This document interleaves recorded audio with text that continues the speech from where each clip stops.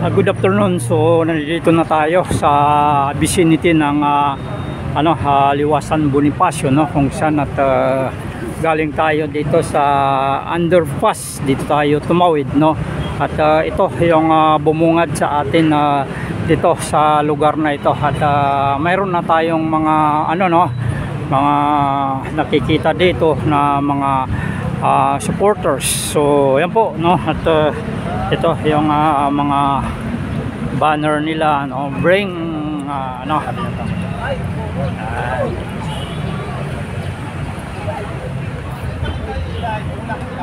so bring home, no, PRRT, bring home. So ayan po, no. At hanggang doon mga sasakyan, no, ay maring kasama rin nila dahil meron na rin silang mga placard. At nandito pa tayo sa ilalim ng flyover, no, kung saan at dyan nagaganap yung may naririnig na tayo dyan na mga ingay-ingay, no. So kukuhanan muna natin dito sa labas ng vicinity ng program na yan. At ito yung kasalukuyan dito sa may Luton, no. Dito kasi sa Luton tong Liwasang Bonifacio. At pupunta na tayo dyan sa lugar kung saan magaganap yung itong prayer rally, no. So ayan po, no. At ito yung mga pangilan-ngilan sa kukuha natin sa mga nakalagay dito sa mga motor ng mga supporters, no. At yan, sa ilalim na tayo, sa ilalim na ng flyover na ito, no. So ito yung overpass dito. So dito ang daan. At approaching tayo dito sa lugar kung saan at dito magaganap yung prayer rally, no. So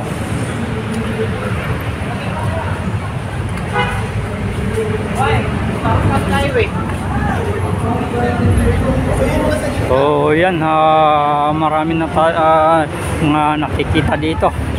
Yan po, habang papalapit tayo dito sa lugar, no, nandito yung mga sasakyan ng SMNI, no, sasakyan ng mga media, no.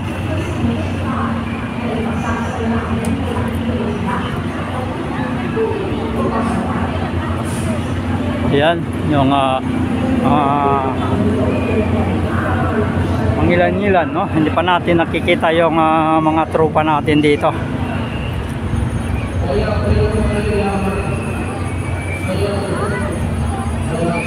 So sa kasalukuyan, marami na tayo nakikita mga sasakyan dito sa labas. Ayan, no. Meron ditong mga pinamimigay na mga pamaypay ito. So ito, no, yung team Duterte, no, dito sila lahat, no. So binigyan tayo ng pamaypay. Ito na, nandito na tayo sa Liwasang Bonifacio na, no. Ayan.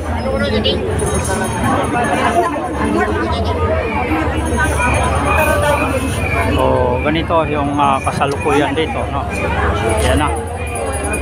So maya-maya mag-iinit na ito. Ito nga, mainit na yung panahon, no.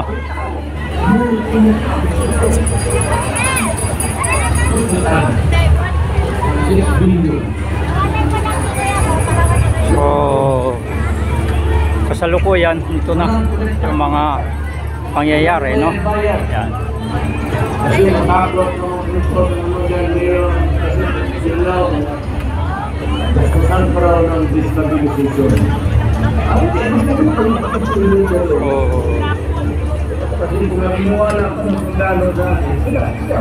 Ano nakalagay sa ano nakalagay na Mga mahal kong kababayan, maligaya po kayo sa nangyayari sa bansa natin ngayon. Kailangan po ba natin ay magising sa katotohanan? So yan po, saan pa kayo galing, Nay? Sa Ormoc City. Ha? Doon lang kami natutulog sa isa. Everyday group. Saan pa galing? Ormoc City. Galing pa ng Ormoc City. Okay. So ayan, hayaan lang po ba natin silang busabusin ang ating bayan na pinipili ng Diyos at tanggalin ang ating karapatan bilang isang Pilipino or maharlika. Maraming salamat, Nay. So galing pa ng Olongapo ito si Nanay, no? So magtanong-tanong pa rin tayo kung saan pa nanggagaling yung iba na nandito sa nandito sa crowded, no? Editorial yung pala kayo pati yung BBF mukhang pera kayo. At ito ay ang laban sa dating Giant Media Network na matagal na palang niloko ang gobyerno at ang sambayanang Pilipino. Ito ay ang ABS-CBN na hawak ng pamilyang Lopez. Yan po, no? At gala-gala muna tayo ng kaunti habang hindi pa tayo nakapag-live, no? Expire ang contract ninyo. Hanapin natin yung tropa. Ayan. Ewan ko lang kung ako pa sa iyo, bilhin ninyo.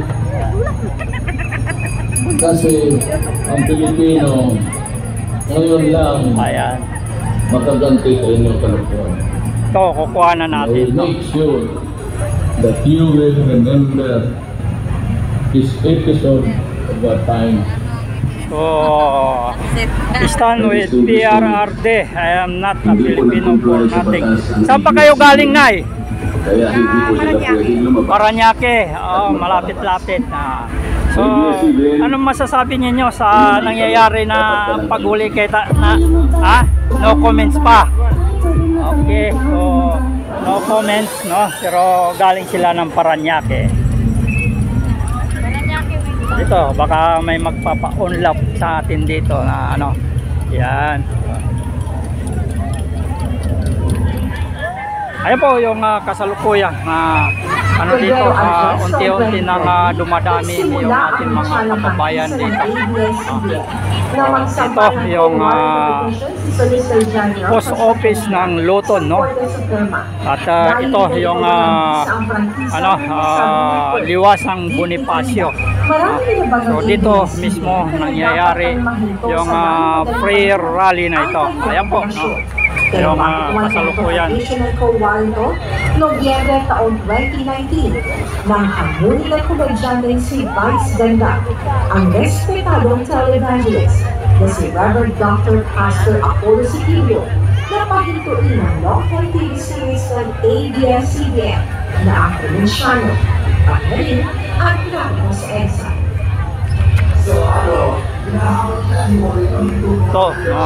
Ito naman, mayroon na mga nagtitinda dito sa lugar. Yan.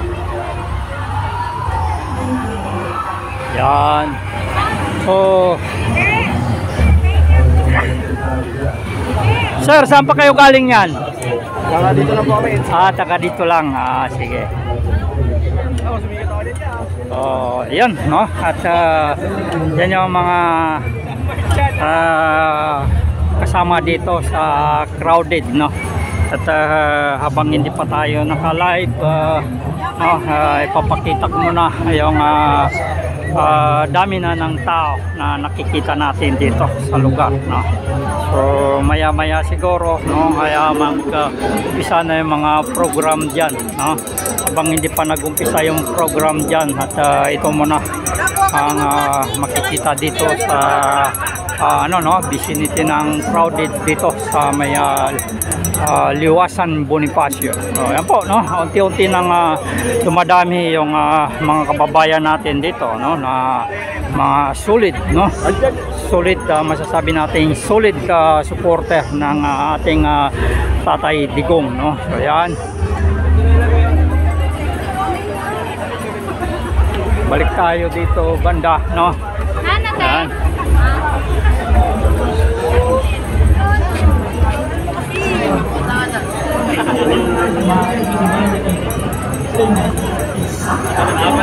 Kalaban lang ito namin. Ang mayor hanggang gusto namin. Tayo yung mother. Pinyan ko.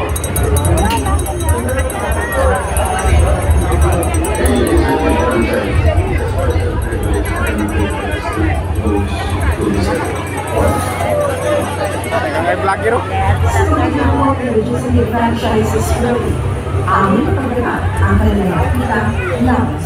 Oh, ganito na kadami yung tao dito. Oh. Yan. Maraming mga nagsusulputan na mga business dito, no? Yan.